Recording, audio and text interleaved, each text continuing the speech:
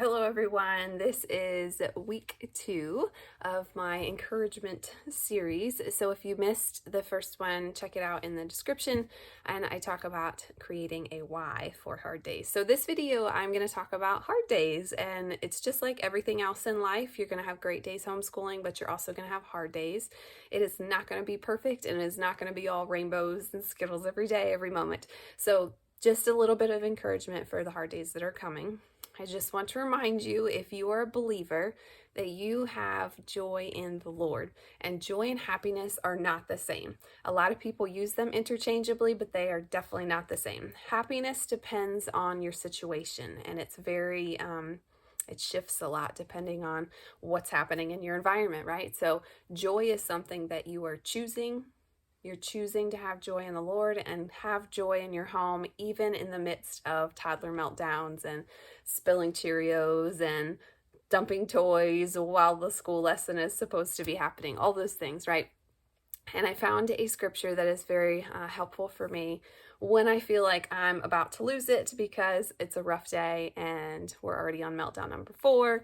So it is from Philippians 4:6, and it says, "Do not be anxious about anything, but in every situation by prayer and petition with thanksgiving present your requests to God."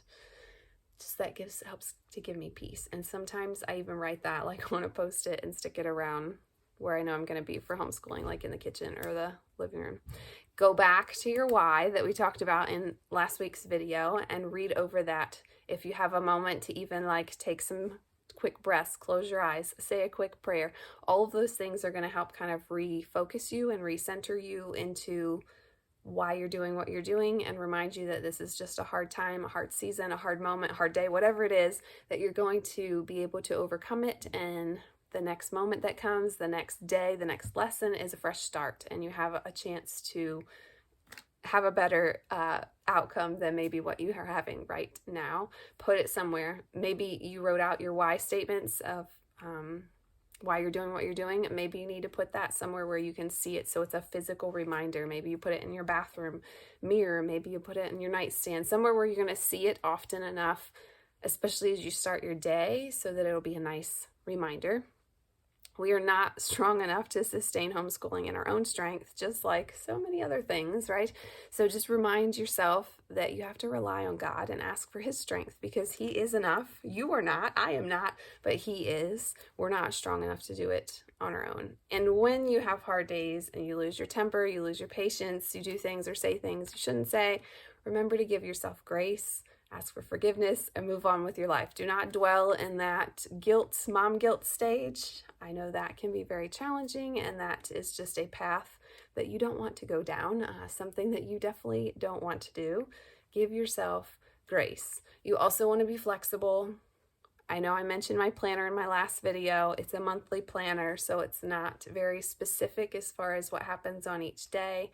It allows for some flexibility. If I find something fun that I'd like to do, or a field trip I want to do, we're not set in stone that we have to do XYZ on this day. It just kind of helps if you just give yourself grace and you allow yourself to be a little bit more flexible. After all, that's probably one of the perks of homeschooling. You can be flexible. Going on field trips and things don't have to be scheduled super far in advance most of the time. So it's nice to have that flexibility in your mindset anyway. Making sure I'm staying on track here so I'm not rambling. And if you are trying to do something that's not working for your kids, maybe you found this great lesson on Pinterest and it's just a flop, it's not working, it's totally fine to abandon the lesson and find something else. Do not force something to work if it's not working out for your family, your kids. It's just not the right day, not the right time. You're losing your patience, it's stressing you out. It is not worth it. You can find another lesson, another thing to do.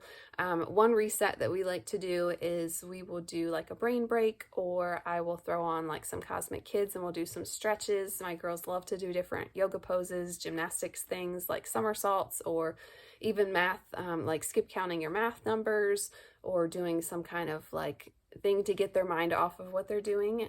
We'll do that for a few minutes and then try to refocus. So there's little nuggets in there of different things that you can do just to kind of distract them, take a step back, and then try it again.